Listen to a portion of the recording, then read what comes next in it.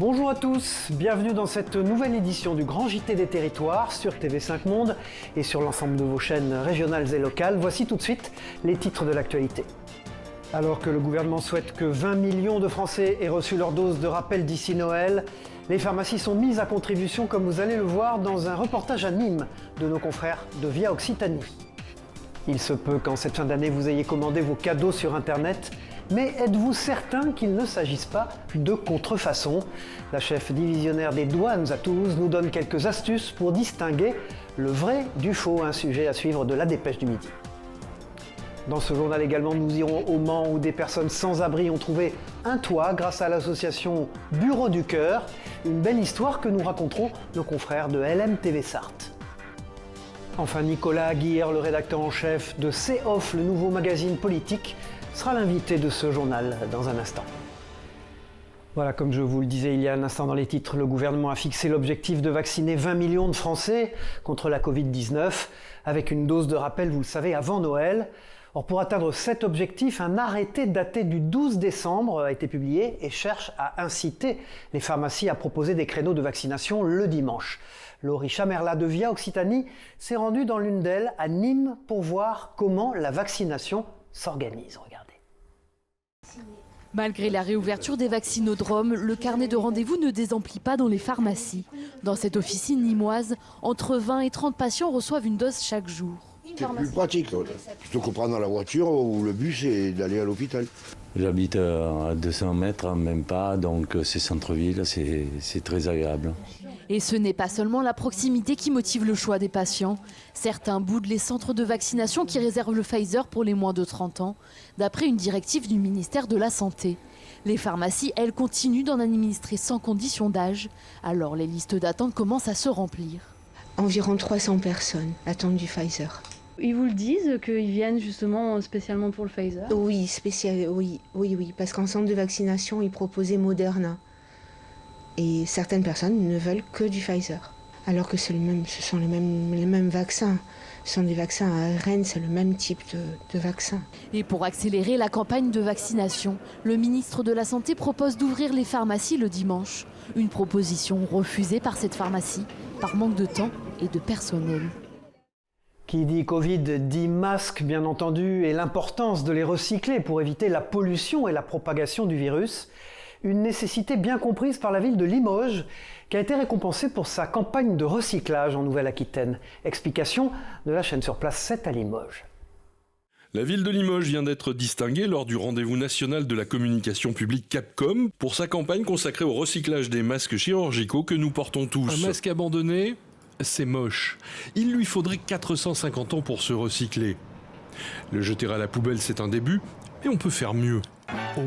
La démarche est partie en fait du fait qu'on était tous agents municipaux contraints de porter un masque dans l'exercice de nos fonctions. À la demande de Monsieur le maire, la commande publique a contacté une société qui procède au recyclage de ces masques. Il y a un savoir-faire, il y a un brevet là-dessus sur le passage de la matière, on va dire textile plastique, en matière plastique injectable dans nos ateliers. Et les masques deviennent un kit, règles, équerre et rapporteur. La première démarche a été de mettre en place une signalétique. Les bacs ont été installés au sein de tous les équipements municipaux. En plus des supports classiques, les réseaux sociaux ont joué un rôle déterminant dans l'opération. Ça fait boule de neige immédiatement. Il y a des points de collecte partout, y compris dans certains centres commerciaux comme le centre Saint-Martial, mais aussi chez certains commerçants. Ça a démarré un soir à 19h. On a diffusé le visuel et le président de la Chambre de commerce a réagi sur Facebook en nous disant « mais c'est génial cette opération, je veux en être ». C'est là où l'opération de communication fonctionne bien parce qu'on arrive à embarquer avec nous un nombre maximum de partenaires. En plus des supports de communication de la ville, affichage, magazine mensuel, télévision locale, l'initiative a bénéficié d'une bonne couverture presse, journaux, radio et télé. C'est un succès, il faut continuer. Il faut que nous ayons collecté 500 000 masques au total. Nous en sommes à 300 000 masques collectés qui nous permettent déjà de distribuer 6 000 kits. Et c'est un cercle vertueux et qui fonctionne en tâche d'huile et en réseau. Nous donnons l'exemple et ça c'est important. Initialement, 90 points de collecte étaient prévus. Grâce à la dynamique engagée et aux partenaires, il y a aujourd'hui plus de 200 points de collecte en ville. Des kits seront à nouveau produits, ainsi que des cintres et des pousse-tubes. Voilà, il se peut que vous fassiez partie des 41 millions de Français qui font leurs achats sur Internet, un chiffre qui ne cesse d'augmenter chaque année. Mais comme je vous le disais en titre, méfiez-vous des contrefaçons. Sandrine Coulangeon, chef divisionnaire des douanes de Toulouse, nous met en garde et donne à Agnès Grimaldi de la Dépêche du Midi quelques petits conseils pour éviter les mauvaises surprises. Écoutez. Le consommateur doit être averti, doit être un citoyen averti. Quand vous commandez sur Internet, commandez toujours sur le site, sur des sites, je dirais, qui ont pignon sur rue. Le prix également peut vous alerter. Un prix très faible peut laisser augurer d'une qualité médiocre. Également la présentation de l'article. Vous voyez, tous ces petits indices font que le consommateur doit être alerté. Voilà, dans ce journal, nous restons dans le sud-ouest avec près de 3,8 millions de Français qui vivent dans un désert médical. En novembre dernier, une cinquantaine de députés déposaient une proposition de loi dont une des mesures consistait à obliger les nouveaux diplômés à exercer pendant 3 ans dans un désert médical. En attendant, voilà 6 ans que Sainte-Terre en Gironde peine à trouver un généraliste, comme a pu le constater sur place Franck Poirot de TV7, la chaîne du groupe Sud-Ouest. Regardez. Une banderole en bord de route l'annonce, la commune de Sainte-Terre dans le Saint-Émilionnais recherche depuis 6 ans maintenant un médecin généraliste. Elle a tout essayé. Voix de presse, publicité, internet, réseaux sociaux pour faire connaître son besoin, rien n'y fait. Le cabinet médical appartenant à la municipalité reste désespérément vide de toute activité. Les habitants doivent se rendre à Castillon-Libourne ou dans les communes limitrophes pour une simple consultation médicale. Chantal Lerut est conseillère municipale depuis plus de 6 ans. Elle suit ce dossier.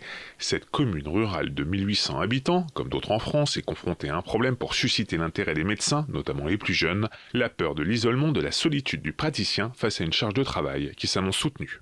Eh bien, les médecins ne veulent pas s'installer apparemment tout seuls, ça leur fait un peu peur. Et après, on est loin de la ville, il y en a qui ne veulent pas non plus s'installer en campagne. Les candidatures ne se bousculent pas pour reprendre ce local équipé d'un appartement à l'étage. Pourtant, la commune est loin d'être un désert médical. Pas moins de 27 professionnels de santé y sont représentés, des dentistes, des kinésithérapeutes, un pharmacien, etc. Face aux nombreuses tentatives avortées pour faire venir un médecin à Sainte-Terre, la maire a même envisagé un moment d'en recruter un en le salariant. Mais pour une commune telle que la nôtre, nos finances ne nous le permettent pas, malheureusement.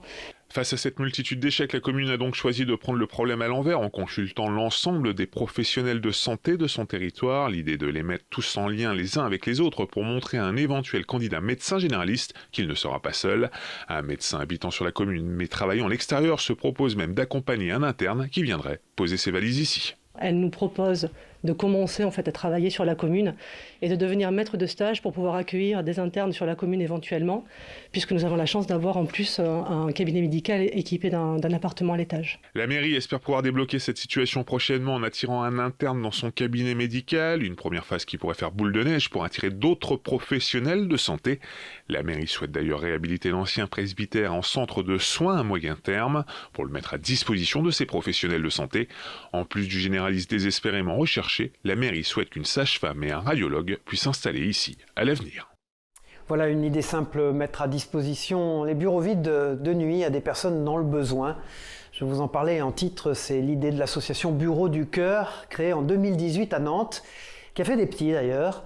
On vous emmène donc au Mans avec Anthony Piton de LMTV Sarthe, où une dizaine de personnes en difficulté ont été mises à l'abri grâce à cette initiative.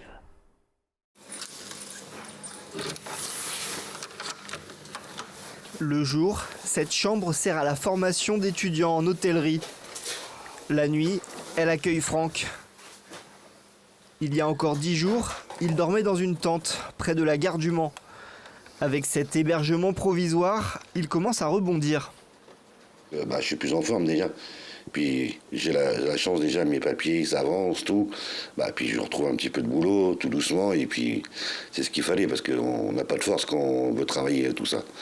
Voilà, on n'a pas la tête pour ça aussi. Et puis c'est pas très évident dans la rue, voilà. C'est pour ça que j'ai la chance de ça aussi. Puis j'en profite pour avancer à ça. Comme Franck, une autre personne est hébergée chaque nuit dans ce lycée professionnel. L'établissement fait partie des membres des Bureaux du Cœur, une association qui veut ouvrir les entreprises aux personnes à la rue, les soirs et les week-ends. On fait de l'hôtellerie-restauration et ces chambres d'application, elles fonctionnent toute l'année pour les cours, mais à partir de 17h30, elles sont libres. Alors pourquoi pas accueillir des gens qui en ont besoin ? Depuis septembre, une dizaine de personnes ont ainsi été mises à l'abri dans plusieurs entreprises du Mans, grâce à l'action des bureaux du cœur. Sur les 10 personnes là, 8 travaillaient. Ils dormaient soit dans leur voiture, soit en tente, ou soit en squat, mais la plupart travaillaient.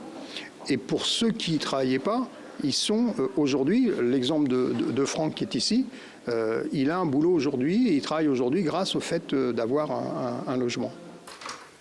Au-delà de l'hébergement, un parcours d'accompagnement social est aussi mis en place pour les bénéficiaires. D'autres associations interviennent alors, comme Tarmac ou la Croix-Rouge. Voilà, il est encore temps pour ceux qui sont en retard d'aller acheter leur sapin de Noël.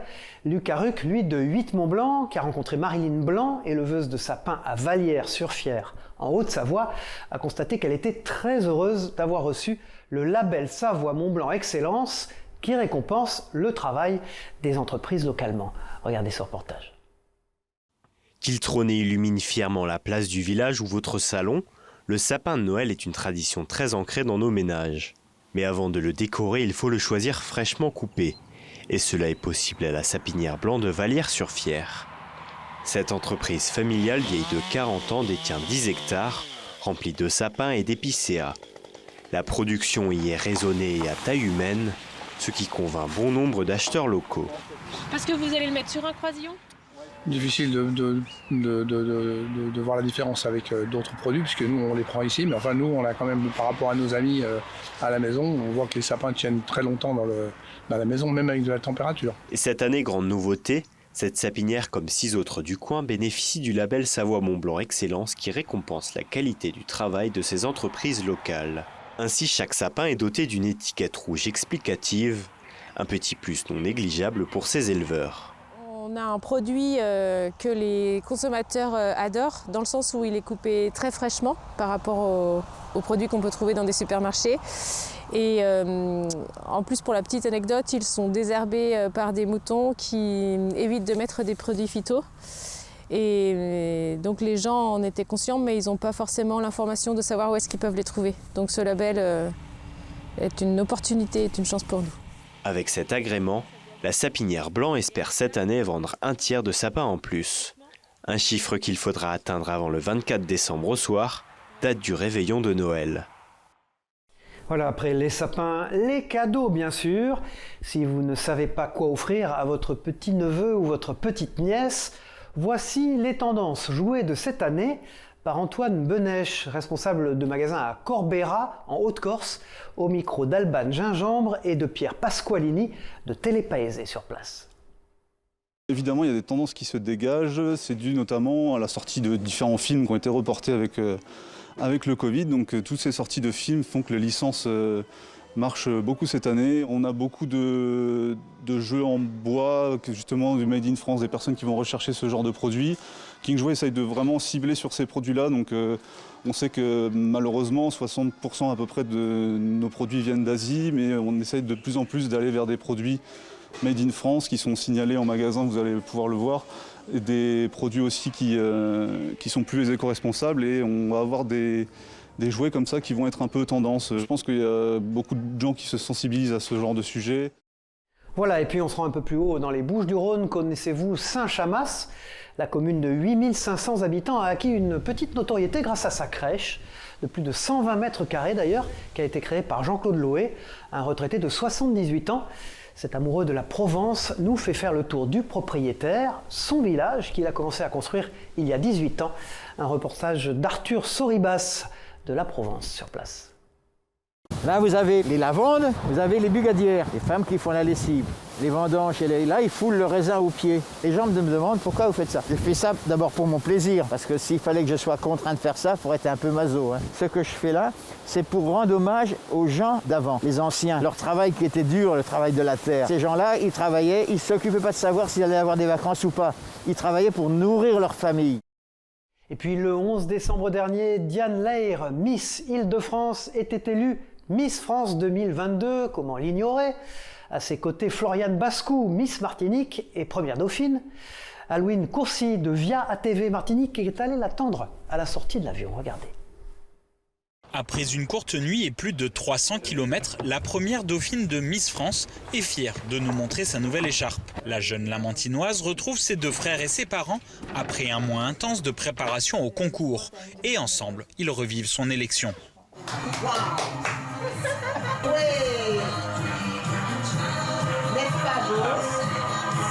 C'est la première fois que je revois ces images puisque j'ai pas encore eu le temps de me poser. Et là, je regarde un peu en famille. Ça me fait plaisir. Les parents et les frères présents lors de la cérémonie sont ravis de voir Floriane terminer devant les 27 autres candidates présentes au concours. Ce qui était vraiment important pour moi, c'est qu'elle ressorte avec vraiment une expérience positive. Avant sur scène, ça m'a rendu vraiment fier. On a tout de suite essayé de chercher son regard quand elle est arrivée sur scène, justement pour lui dire qu'on était là, qu'on la soutenait, qu'on était avec elle. On a vraiment crié « Martinique, Martinique, allez Floriane !» Moi j'ai voté, je ne sais même pas encore combien Orange va m'envoyer comme facture. C'est beaucoup de fierté pour moi, pour elle d'abord, hein, et pour nous. L'équipe de Floriane repart elle aussi satisfaite du travail accompli puisque Miss Martinique repart de Caen avec le vote du cœur des Français. Je pense que tout le monde a pu remarquer comment Floriane a transcendé la scène, son catwalk, comme on dit, sur scène. Je pense que ça a vraiment marqué, elle a vraiment marqué la différence à ce moment-là. Cette année s'annonce encore riche en événements pour Floriane, puisqu'en tant que première dauphine, elle participera à une autre élection internationale. Maintenant, on se prépare dans l'optique de Miss Monde. On a encore une botte secrète, on a encore des ambitions fortes, on a des visions grandes. Et l'organisation Miss Martinique va encore donner toute l'amplitude de ce travail. On va encore entendre parler d'elle parce qu'on ne reste pas sur cette fin. En attendant de voir notre Miss à l'international, Floriane va pouvoir profiter encore un peu de ses parents dans l'Hexagone avant de revenir après les fêtes sur son île natale. Voilà, et puis dans ce JT, on reste dans les couronnes. Après les Miss, le roi, et vous allez le voir, pas n'importe lequel, puisqu'il s'agit de Louis XIV. On se rend au château de Versailles pour ces fêtes de fin d'année, où les visiteurs se retrouvent projetés, vous allez le voir, dans le passé. Une féerie garantie, comme vous allez le voir dans ce reportage de TV78 à la chaîne des Yvelines. Au château de Versailles, la magie de Noël règne en maître. Pour les fêtes de fin d'année, Louis XIV invite les visiteurs à vivre des moments de danse et de musique. Pour le public, il y a là une occasion très particulière qu'on renouvelle tous les ans, depuis 3 ans maintenant. On va dire au moment des fêtes, de venir un peu différemment dans le château. Pas seulement en tant que visiteur, mais aussi pour se laisser éblouir par du spectacle, par des lumières, par une mise en scène quelque part, une mise en espace.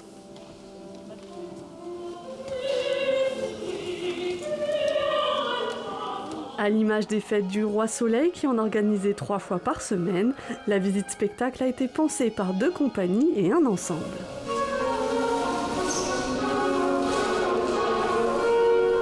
Dans certaines pièces, il y aura des comédiens. Nous, dans la Galerie des Glaces, on est là, on est 8 danseurs et 4 musiciens. Et ensuite, ils sont dans la Galerie des Batailles avec les escrimeurs. 5 séances sont organisées dans une déambulation dans les salles les plus célèbres du château. Tout à fait plaisant, les différents tableaux les uns après les autres, de danse, de musique, de magie, sont effectivement des bons moments les uns après les autres. C'était charmant, c'était très beau. Ouais, ce que j'aime vraiment dans le fait de venir là, c'est de venir le soir aussi, avec des lumières qui sont complètement différentes du jour. Et parce que ces fêtes ne seraient rien sans son Père Noël, il vient lui aussi de l'époque baroque, avant de s'éclipser pour aller faire sa tournée. Voilà, et puis dans ce journal, des images de l'ancien temps, je veux dire du temps où les boîtes de nuit étaient encore ouvertes. C'était donc la semaine dernière. Thierry Lasson et Denis Lequienne de Vosges TV ont immortalisé ces toutes dernières heures dans un club à Charmes, comme vous allez pouvoir le voir. Danser, faire la fête jusqu'au bout de la nuit, une dernière fois. C'était en quelque sorte un baroud d'honneur ce mercredi soir dans cette discothèque à Charmes, avant que les portes ne se referment pour 4 semaines minimum. Le couperet est en effet une nouvelle fois tombé sur le monde de la nuit avec l'annonce il y a quelques jours par le Premier ministre Jean Castex de nouvelles mesures restrictives pour tenter de contrer la 5e vague de l'épidémie. Parmi elles, la fermeture, une nouvelle fois encore, des boîtes de nuit et au moins jusqu'au 7 janvier prochain. On est conscient qu'il y a une 5e vague, bien sûr, donc là-dessus c'est indéniable, mais après c'est toujours les discothèques qui trinquent en premier et on rappelle quand même qu'il y a eu 4 vagues de Covid et que les discothèques étaient fermées.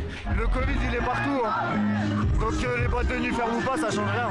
Ça sert à rien, parce qu'aucune mesure ne peut être retenue avec autant de monde, donc ça sert à rien. On se souvient qu'en juillet dernier, après 16 mois de fermeture des établissements nocturnes en France, celui de Charmes avait pu rouvrir pour refermer provisoirement une dizaine de jours plus tard. On y avait en effet détecté un cluster de 44 personnes. Ce mercredi à l'entrée, il fallait montrer patte blanche, pièce d'identité, passe sanitaire et cahier de rappel étaient de rigueur. Le port du masque était obligatoire lui aussi sur la piste, mais pas toujours respecté, malgré les multiples rappels à l'ordre du DJ, du gérant et d'un service de sécurité renforcé.